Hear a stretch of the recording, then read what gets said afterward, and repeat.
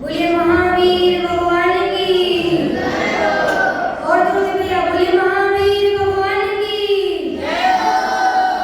सर्वप्रथम मैं सभी भक्तों के नाम यहाँ से बोल रहा हूँ, तो अग्रिम पंक्ति में आकर क्रमशः सभी भक्त विराजमान होंगे।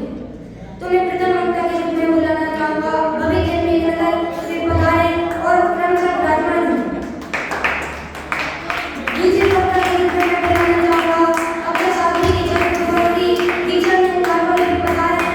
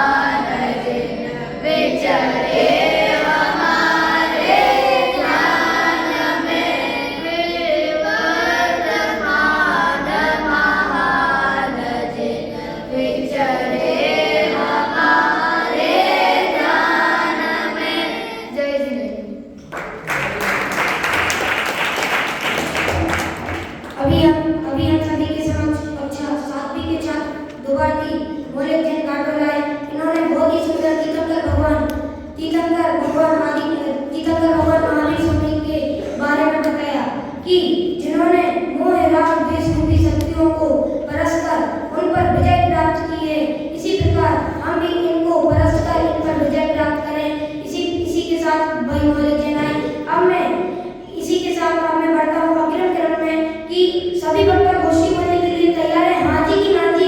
हाँ जी। भैया आवाज नहीं आ रही, हाँ जी कि ना जी? हाँ जी। और नीचे विराजमान छोटे बड़े भाई गोष्ठी सुनने के लिए तैयार है? हाँ जी कि ना जी? हाँ जी। और जोर से हाँ जी कि ना जी? हाँ जी।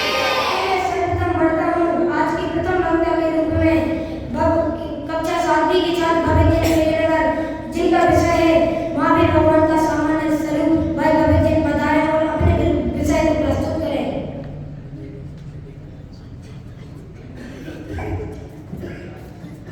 नमस्ते सम्मानीय मंच अध्यक्ष महोदय, विशिष्ट अतिथि एवं सभा में उपस्थित मेरे सभी छोटे बड़े भाइयों को मेरा सादर जय हिंद। तो आज की सकलंक ज्ञान गोष्ठी में मेरा विषय है भगवान महावीर एवं उनका सामान्य स्वरूप। तो आज की गोष्ठी में हम जानेंगे कौन थे महावीर स्वामी, कैसे थे महावीर स्वामी, कब हुआ था उनका जन्म और क्या कारण है कि हम उन्हें 2600 साल बाद भी याद करते हैं। तो आइए जानते हैं उनका सामान्य परिचय। जैसा कि आप सभी को पता ही होगा कि बचपन से कोई भगवान नहीं बनता, यानी बचपन से कोई भगवान नहीं होता। इसलिए महावीर स्वामी भी बचपन से भगवान नहीं थे।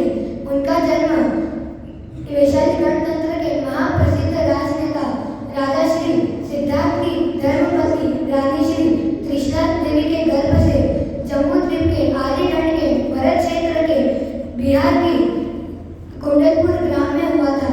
उनका जन्म नाथ वंशीय क्षत्रिय कुल में हुआ था। उनका जन्मोत्सव उनके माता पिता एवं उनके नगरवासियों ने तो मनाया ही था, साथ ही उनका जन्मोत्सव मनाने के लिए स्वर्ग से देव भी आए थे और बहुत ही उत्साह से उनका जन्मोत्सव मनाया था। महावीर स्वामी बड़े ही प्रतिभाशाली, शीलवान, आत्मज्ञानी वह शास्त्री बालक थे। जैसा कि आप सभी को मालूम ही होगा कि बिना साधु बने कोई भगवान नहीं बन सकता। इसलिए महावीर स्वामी ने भी 30 वर्ष की उम्र में ही नग्न मुनि दीक्षा धारण करके 42 वर्ष की उम्र में केवल ज्ञान की प्राप्ति करी। उसके बाद लगातार 30 वर्ष तक संपूर्ण भारतवर्ष में संवत्सरण सहित विहार किया और दीर्घ गति द्वारा तत्व ज्ञान का उपदेश दिया। अंत में भव का अभाव करने के लिए पावनपुर नगरी में जाकर आत्मज्ञान में लीन हो मुक्ति की प्राप्ति करी। इसी प्रकार हम भी भव का अभाव करके मुक्ति की प्राप्ति करें। इससे मंगल भावना से मैं अपनी वाणी को विराम देता हूँ। सभी को सादर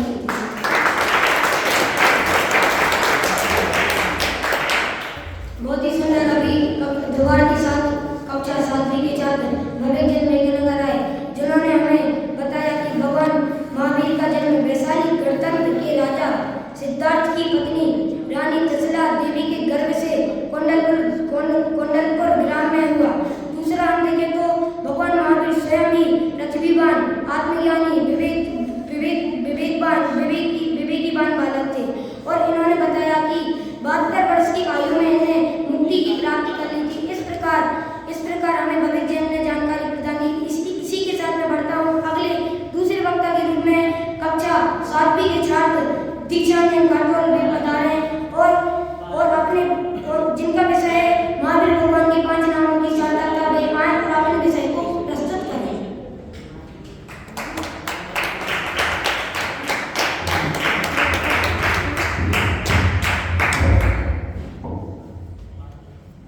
जिसने बताया जगत को प्रत्येक कण स्वाधीन है, करता न करता कोई है, अणु स्वयं में लीन है। सम्मानीय मंच अध्यक्ष महोदय, विशिष्ट अतिथि एवं मेरे छोटे बड़े भाई मेरे सादर जय हिंद। आज की इस अगलग ज्ञान गोष्ठी में मेरा विषय है भगवान महावीर के 5 नामों की सार्थकता। इस गोष्ठी के माध्यम से हम जानेंगे कि भगवान महावीर के 5 नाम कौन कौन से थे और वे क्यों रखे गए। सर्वप्रथम जानते हैं 5 नाम कौन कौन से थे। उनका पहला नाम था वीर, दूसरा नाम था अतिवीर, तीसरा नाम था समृद्धि, चौथा नाम था वर्धमान और 5वां नाम था महावीर। तो सर्वप्रथम जानते हैं उनका वर्धमान नाम क्यों रखा गया। जब बालक का जन्म हुआ तो जन्म होने के बाद 100 धर्म इंद्र आदि सभी इंद्रों के साथ कुंडलपुर आए और वहां से ऐरावत हाथी पर बैठकर सुमेरु पर्वत पर ले गए, जहाँ इंद्रों ने उनका जन्माभिषेक किया।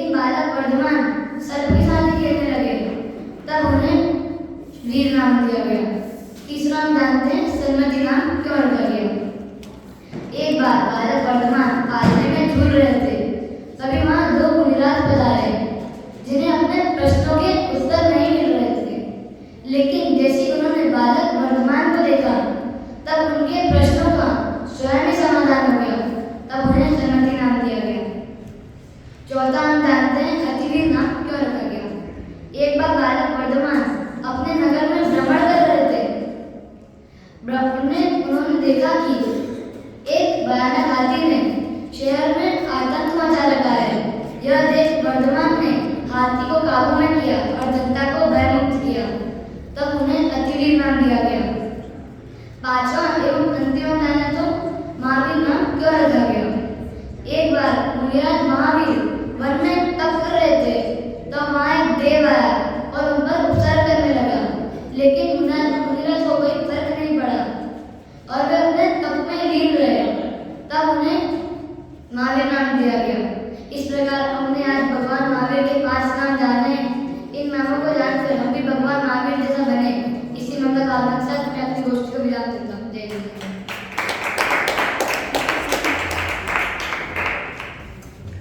बहुत ही सुंदर। अभी हम सभी के समक्ष दुर्गावती दीक्षानंद गांडोर पधारे और उन्होंने इन 5 नामों की सार्थकता बताई। भगवान महावीर के 5 नाम है। पहला वीर, बोले सभी जन, पहला वीर, दूसरा अतिवीर, तीसरा संगति, चौथा पांचवा महावीर। इसी के साथ बहुत ही सुंदर भाई दीक्षानंद ने अपना विषय प्रस्तुत करा।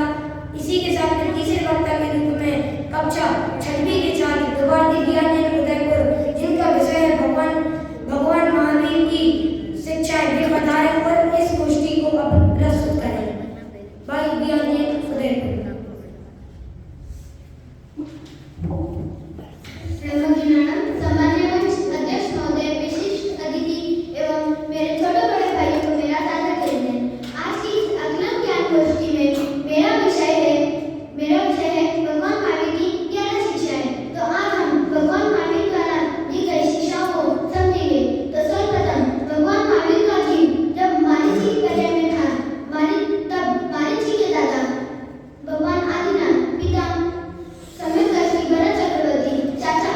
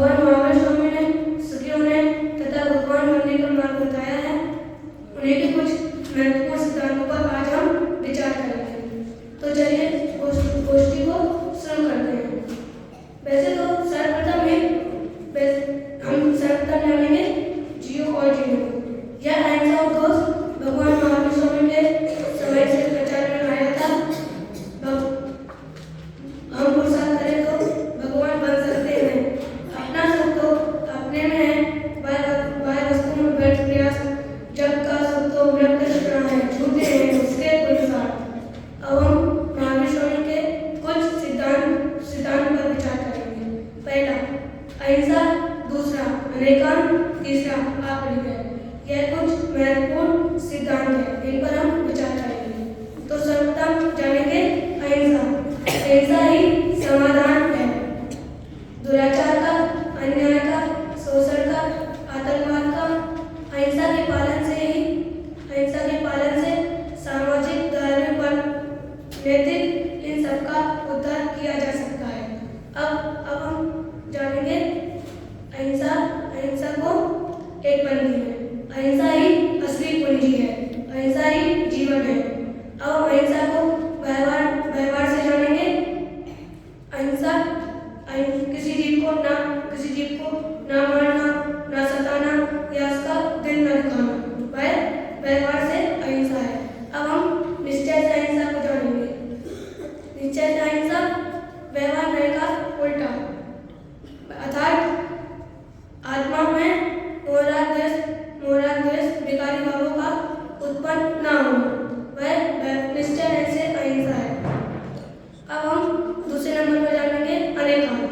अनेकांत ही समाधान है बढ़ती कसायों का, आपसी मतभेद का, संकीर्ण सोच का, पूर्व में हटाग्रह का, जिम्माड़ी का व्यवस्थित ज्ञान अनेकांत के बिना असंभव है। अगर हम अनेकांत को कम शब्दों में जाने तो अनेक वस्तु अनेक धर्म है, उसे अनेकांत कहते हैं। अब हम जानेंगे अपरिग्रह ही समाधान है। अपरिग्रह ही समाधान है।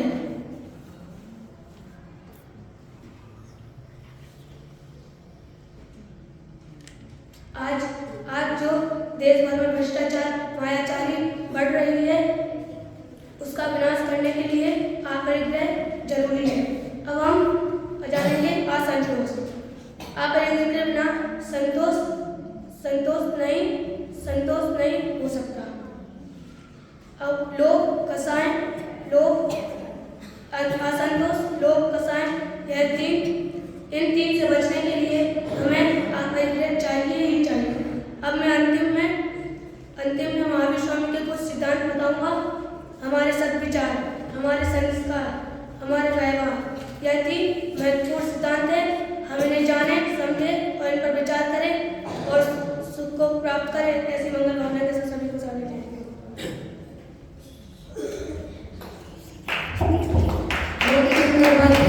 बताया कि अहिंसा परमो धर्म, अर्थात अहिंसा ही परम धर्म है। इसलिए हमें हिंसा को छोड़कर अहिंसा को पालन करना चाहिए। अपना धर्म वो थोड़ी ना है कि जिसमें हिंसा हो रही हो, अपना धर्म वो है जिसमें हिंसा नहीं हो रही हो।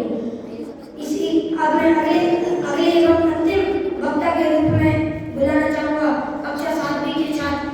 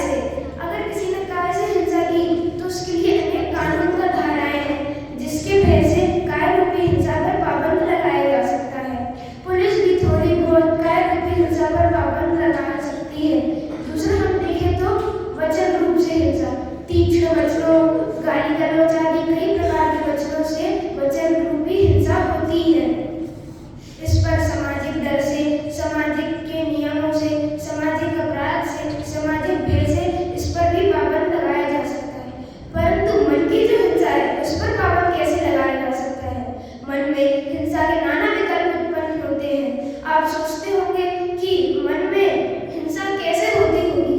महावीर भगवान कहते हैं, मन में अर्थात आत्मा में राग द्वेष के परिणाम होना ही हिंसा है।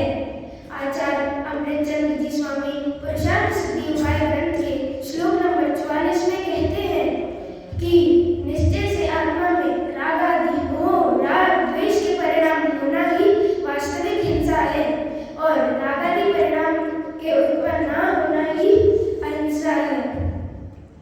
तो यह ही सच्ची अहिंसा है। यह सत्य बात है, क्योंकि अगर मन में हिंसा नहीं होगी तो वाणी से और काय से हिंसा सहज ही नहीं होगी। यह ही परम अहिंसा है। इसी स्वीकृति से सच्ची हिंसा विश्व में शांति प्रदान करेगी। अब हम सब महावीर भगवान के पथ पर चलकर अहिंसा धर्म का पालन करें। इसी मंगल भावना के साथ सभी को सादर देती हूँ।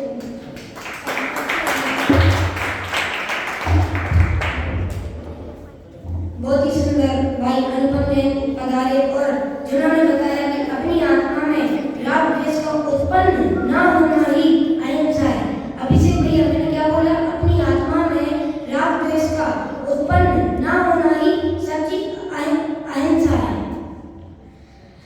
और अब मैं इस गोष्ठी का प्रश्न करने के लिए मैं आवाज देना चाहूंगा कक्षा 7वीं के छात्र आदर जैन अहमदाबाद की भी आए और इस गोष्ठी के प्रश्न करें। भाई आ जाते हैं।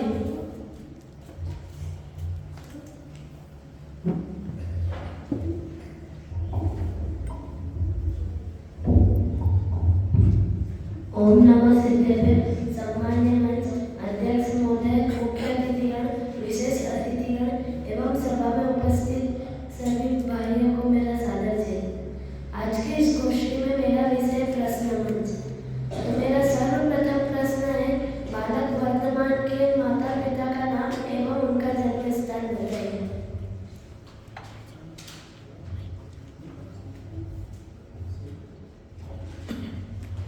अभ्यास में बालक वर्तमान की माता का नाम था महारानी त्रिशला देवी और पिताजी का नाम था महाराजा सिद्धार्थ एवं उनका जन्म बिहार के कुंडलपुर ग्राम में हुआ था। बहुत ही सुंदर, आपका उत्तर बिल्कुल सही है।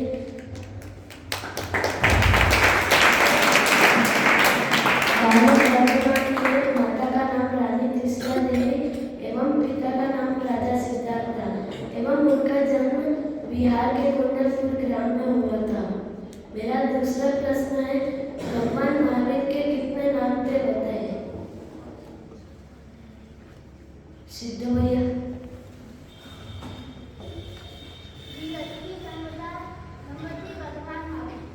बहुत ही सुंदर, आपका उत्तर बिल्कुल सही है।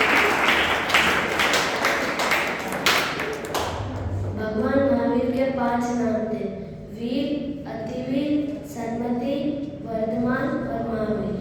मेरा तीसरा और लास्ट प्रश्न है, भगवान महावीर के 11 शिक्षाओं में से कोई 2 शिक्षा बताइए एवं उनके द्वारा 2 सिद्धांत बताइए।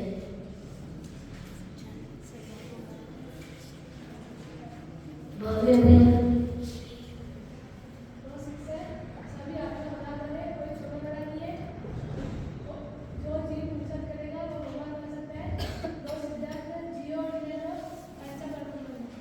बहुत ही सुंदर, आपका उत्तर बिल्कुल सही है। भगवान महावीर भगवान के द्वारा 2 शिक्षा। सभी आत्मा बराबर है, कोई छोटी बड़ी नहीं है। जो जीव पुरुषार्थ करे वह भगवान बन सकता है एवं उनके द्वारा 2 सिद्धांत हैं, जियो और जीने दो, अहिंसा परम दो। जय जय।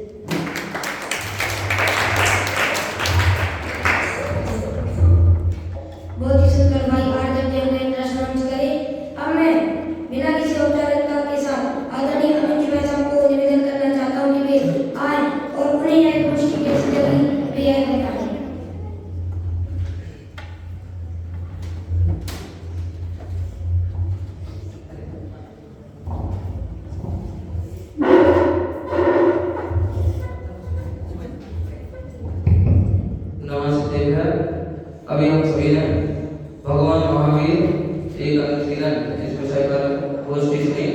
बहुत ही सुंदर तरीके से और बहुत ही सरल रूप में यह कक्षा 6वीं और 7वीं के छात्रों प्रवासी छात्रों द्वारा यहाँ से गोष्ठी प्रस्तुत की गई। सभी के विषय भी सभी ने बहुत ही रोचक तरीके से और अच्छे से तैयार किए थे। व्यक्ति को अगर कार्य की सिद्धि करनी हो तो उसके अंदर मेरा मानना है कि 2 चीजें अवश्य होनी चाहिए, एक तो उत्साह और दूसरा उसकी मेहनत, जो आप सभी में दोनों चीजें देखने को मिली। इसलिए आपकी गोष्ठी बहुत ही सुंदर है। एक बार अपने लिए जोरदार करने के और इसी प्रकार आप आगे भी खूब मेहनत और उत्साह के साथ अपने जो गोष्ठियाँ होती हैं, कार्यक्रम होते हैं, उनमें भाग लेते रहेंगे और आगे बढ़ते रहेंगे। ऐसी भावना के साथ सभी को सादर जय जय।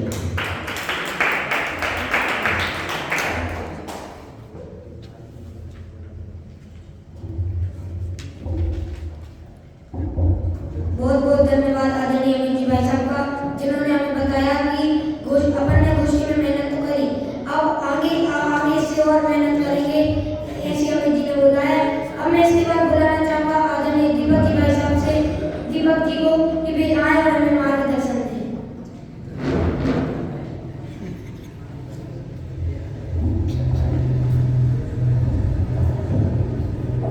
All the Savior, all future Siddh Paramatmas and all with brother and sisters are Jai Jain. Today, Goshti is very nice. मतलब जो आज के मन में गोष्ठी सुनी है वो बहुत ही सुंदर रही। हम सब ने महावीर भगवान के बारे में तो जान लिया, परंतु अब हमें क्या जानना है? महावीर भगवान का जीवन परिचय तो देखा जाए संपूर्ण विश्व को ज्ञात ही है, क्योंकि जो जैन लोग हैं वो तो जानते ही हैं, परंतु इसके अलावा महावीर भगवान का जो परिचय है वह अलग लोग भी जानते हैं। जान तो लिया, परंतु उसको अंदर में कैसे लाना है अपन ने अभी तक नहीं समझा। जानने के लिए हमने क्या जान लिया? उनका जन्म कहाँ पे हुआ था, उनके माता पिता का नाम, उन्होंने तप कब किया था, उसके बाद उनको केवल ज्ञान कब हुआ, उसके बाद उनको मोक्ष की प्राप्ति कब हुई, ये सब भी जान लिया। इसके बाद हमने शिक्षाएं भी जान ली कि सभी आत्माएं बराबर है, कोई छोटा बड़ा नहीं। तो इस तरह से हमने सब कुछ जान लिया। हमें क्या करना है? ये तो हो गई थ्योरी, अब हमें करना है प्रैक्टिकल। तो प्रैक्टिकल कैसे होगा कि जब हम इन शिक्षाओं को अपने जीवन में अपनाएंगे। महावीर भगवान ने क्या कहा? किसी जीव को सताना या उसका दिल नहीं दुखाना चाहिए। तो हम भी यदि साथ में रहते हैं तो हम भी क्या करें कि हमारे साथ में रहने वाले जो सहपाठी है उसका हम दिल ना दुखाएं, उसको सताएं नहीं। इस तरह से जो शिक्षाएं उनको अपन जीवन में अपनाएं, तभी वास्तव में महावीर भगवान को जानने की सार्थकता सिद्ध होगी। इस तरह से मैं अपना वक्तव्य समाप्त करता हूँ।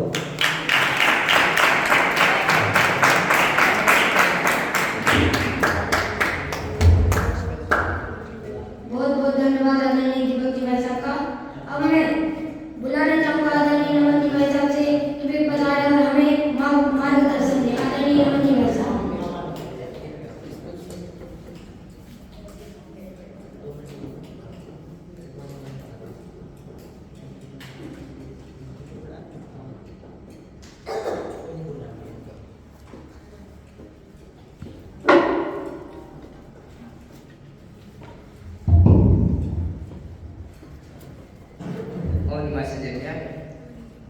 आज के संगोष्ठी भगवान महावीर और उनके सिद्धांत, जैसे सभी वक्ताओं ने बहुत अच्छा बोला।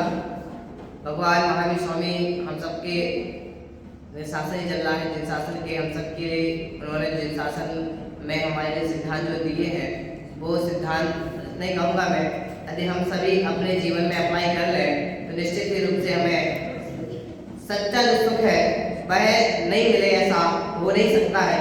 इसलिए हम सभी को इस गोष्ठी के आधार से माध्यम से आपको इतना ध्यान रखना है कि सिद्धांत को सुनना ही नहीं, उन्हें अपने जीवन में आप बता रहे हम बता रहे, ऐसी मेरी भावना है।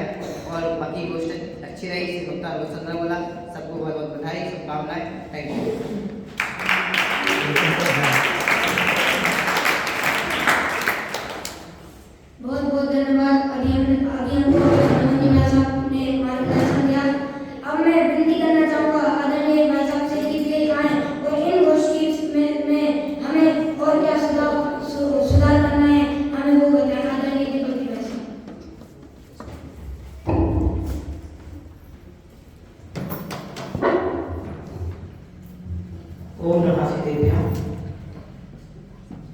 आचार्य रत्न जैन न्याय महाविद्यालय एवं रत्न धाम बांसवाड़ा में आज अध्ययनरत प्रवासी छात्रों के माध्यम से जो कि कक्षा 6वीं और 7वीं के नन्हे बाल गोपाल नन्हे गायक हैं, इनके माध्यम से तीर्थंकर भगवान महावीर और उसका सर्वोदय दिवस विषय को बताते हुए बहुत सुंदर प्रयास, सार्थक प्रयास एक लघु ज्ञान गोष्ठी के माध्यम से किया गया, जिसमें करीब 7 वक्ता और 1 संचालक के माध्यम से बहुत शानदार प्रस्तुतिकरण विद्यार्थियों का हुआ है।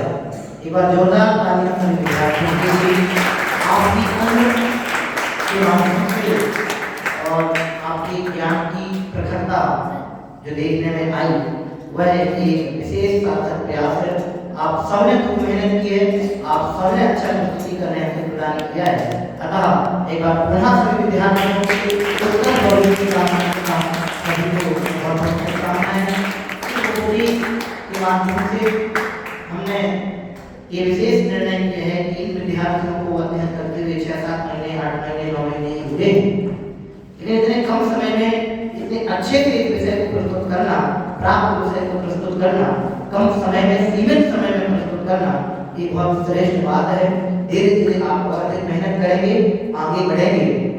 त्रुटियां होती हैं, लेकिन त्रुटियां होती रहें ये बड़ी बात नहीं है। त्रुटियों को सुधार करना, उन पर अमल करना, उनको निखारना, ये हम सबको सीखना चाहिए।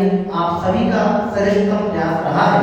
जो कमियां हैं उनको तो आपको अवगत कराएंगे, किंतु आपकी उम्र के अनुसार आपने श्रेष्ठतम देने का प्रयास किया है। अतः बहुत बहुत शुभकामनाएं। अतः सभी विद्यार्थियों को जिन्होंने इस गोष्ठी में प्रतिभागिता अपनी दी है, चाहे विषय को प्रस्तुत करने में या संचालन में या किसी भी रूप में, सभी विद्यार्थियों को 50-50 रुपए की पुरस्कार राशि की घोषणा की जाती है।